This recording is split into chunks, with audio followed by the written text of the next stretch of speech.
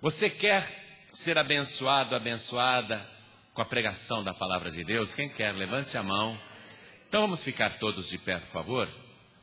Muito bem. Pegue a palavra de Deus, abra na primeira carta de Paulo aos Coríntios, capítulo 11, vamos ler o versículo 26. Está escrito o seguinte: porque todas as vezes que comerdes este pão e beberdes este cálice, anunciais a morte do Senhor até que venha. Amém? Paulo está escrevendo para uma igreja que ele abriu na cidade de Corinto, e ele está dizendo o que significa a mesa da Santa Ceia, e aqui nós temos duas coisas. Ele escreve: todas as vezes que comerdes este pão e beberdes este cálice, ele está falando do pão que representa o corpo de Cristo, e ele está falando do cálice que representa o sangue de Jesus, que ele verteu na cruz. Todas as vezes, olha, todas as vezes que comerdes este pão e beberdes este cálice, anunciais a morte do Senhor. Era o assunto da Santa Ceia, até que venha. Agora eu leio mais uma vez, e cada pessoa que está comigo aqui na sede da Paz e Vida repete em seguida. Vamos lá. Porque, bem alto, porque todas as vezes que comerdes este pão e beberdes este cálice, anunciais a morte do Senhor até que venha. Legal, né? Bom demais esse texto. Que inspiração impressionante. Mostrar que esta mesa nos lembra a morte de Jesus, o corpo dele no pão, o sangue dele no cálice, o sangue que ele verteu, a morte que ele ofereceu em nosso favor, entregando a sua vida, morreu para que nós vivêssemos, e ele morto, ressuscitou, e esta celebração deve ser feita até que ele venha. Amém? E é sobre este assunto que nós vamos estudar hoje. Você crê na palavra de Deus? Então desocupe as tuas mãos e dê a melhor salva de palmas possível para esta palavra. E enquanto você aplaude, abra a tua boca e diga: glória a Deus! Isso, aplaude, dá glória, glorifica. Isso, vai aplaudindo e glorificando. Isso. Faça este louvor chegar até o trono do Altíssimo. Senhor, nosso Deus e nosso Pai, Deus bendito e Deus amado, abre o céu para receber este louvor, e sobre cada vida que te glorifica, derrame a tua bênção, a tua graça, a tua virtude, o teu poder. Pai querido, esta pessoa que veio aqui na tua casa, não veio para escutar um homem falar. Esta pessoa que ligou o rádio agora, também não quer ouvir um homem falar. Quem ligou a TV neste momento, não quer ouvir um homem falar. Todos nós queremos ouvir a tua voz, a tua palavra. Então vem, Senhor, vem com teu Espírito, tome o lugar do pregador, tome a boca do mensageiro, envia a tua palavra com poder e autoridade, e que a tua palavra vá e produza o resultado para o qual está sendo mandada, em nome do Senhor Jesus. Diga amém, Jesus. Poder se assentar, por favor. A morte de Jesus foi um fato traumático na história da humanidade, porque nunca alguém teve uma vida santa como a dele.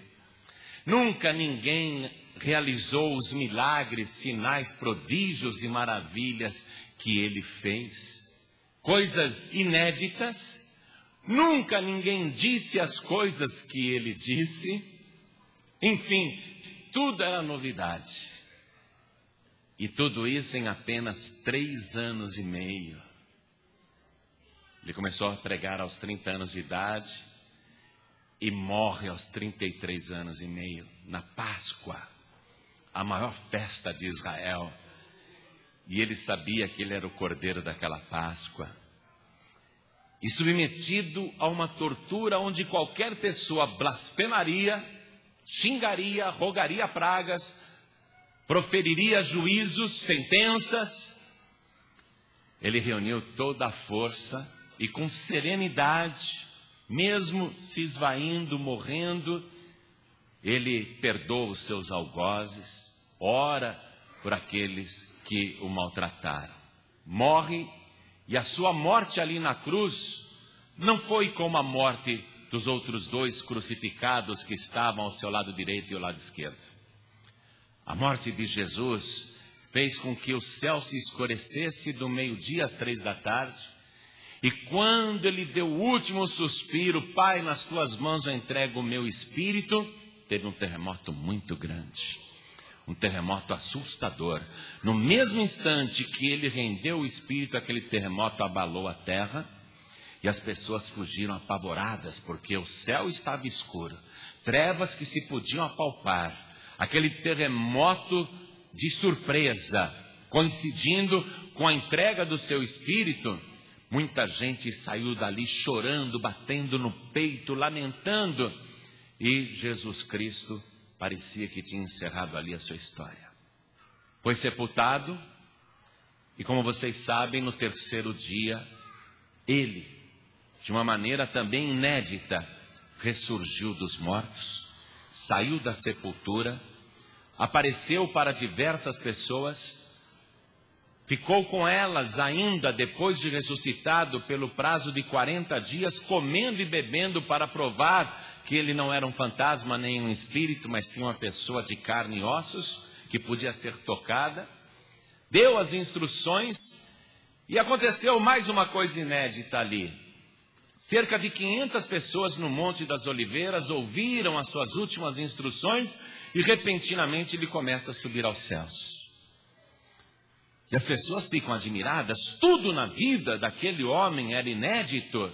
Subir aos céus daquela maneira, voar sem ajuda de cordas, balões, sem nada, sem que ninguém o estivesse içando, ele começa a subir e as pessoas ficam admiradas, aquilo é glorioso demais. E todos ficam olhando para Jesus, até que ele desaparece nas nuvens. Alguém ainda continuava olhando, será que eu consigo ver? Nisso aproximaram-se 2 varões vestidos de branco e disseram para os discípulos que insistiam em procurá-lo nas nuvens. Os 2 varões disseram: por que vocês estão olhando para o céu?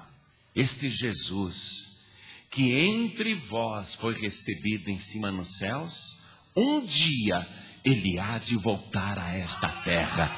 Assim como para o céu os vistes subir, um dia também vocês o verão voltar. E as pessoas ficaram empolgadíssimas com esta mensagem, porque o próprio Jesus profetizou em vida que ele retornaria a esse planeta. E a igreja cristã primitiva passou a viver uma euforia, uma expectativa com relação à volta iminente, repentina de Jesus.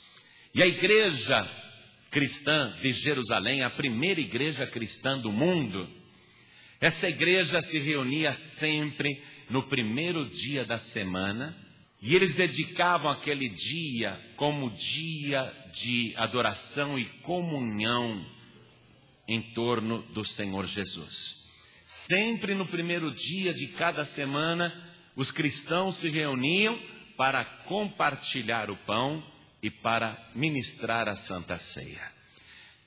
Todo primeiro dia da semana, e o primeiro dia da semana naquela época era o primeiro dia após o sábado, ninguém o chamava ainda de domingo, mas de o primeiro dia da semana. E sendo Jesus o primogênito dos mortos, sendo Jesus o primogênito dos vivos, sendo Jesus a ressurreição e a vida, a semana era consagrada, dedicada a Jesus no primeiro dia. O primeiro dia era sagrado, esse dia é do Senhor, e nós temos que dedicá-lo ao Senhor.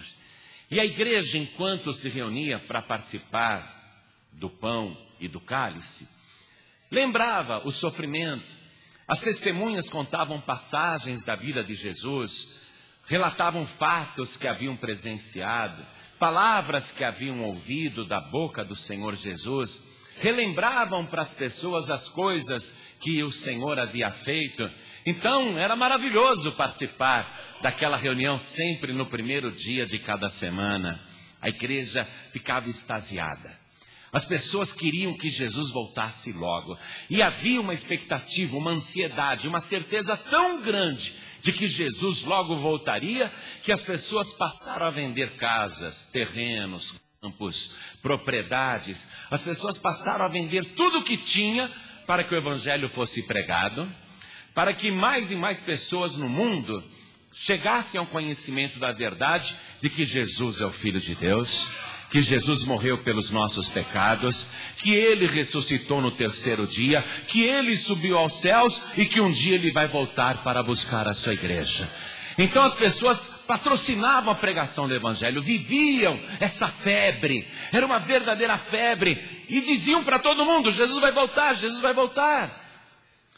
O apóstolo Paulo, que abriu muitas igrejas, foi o maior pregador daquela época, mais até do que Pedro, teve uma obra muito maior do que Pedro, um alcance muito grande, foi um grande evangelista. O apóstolo Paulo, ele tinha uma pregação que ele gostava muito, porque os cristãos eram perseguidos, eram assassinados através da espada, ou então eram jogados aos leões. Os cristãos eram apedrejados, eram torturados, eram aprisionados.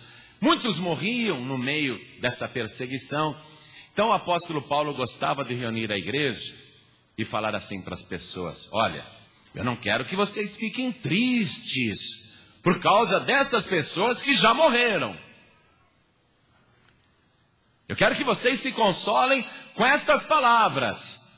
Porque o mesmo Senhor Jesus, o mesmo que morreu na cruz, o mesmo que ressuscitou, o mesmo que subiu ao céu, o mesmo Senhor Jesus, um dia descerá do céu com alarido, com voz de arcanjo e com a trombeta de Deus. E os que morreram em Cristo ressuscitarão primeiro, depois nós.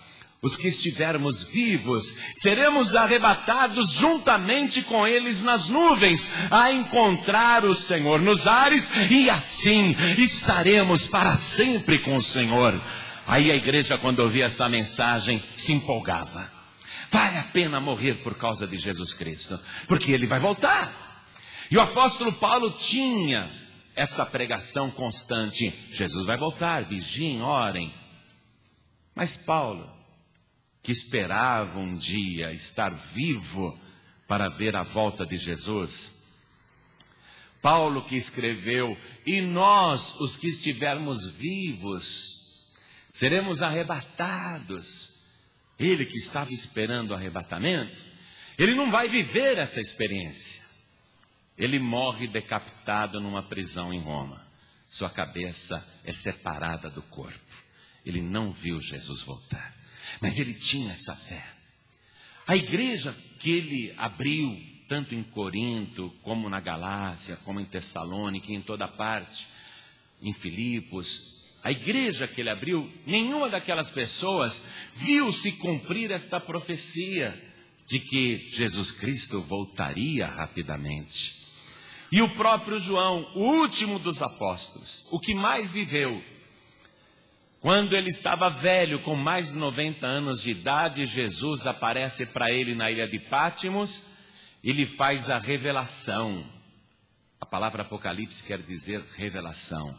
E ele escreve tudo o que está sendo revelado.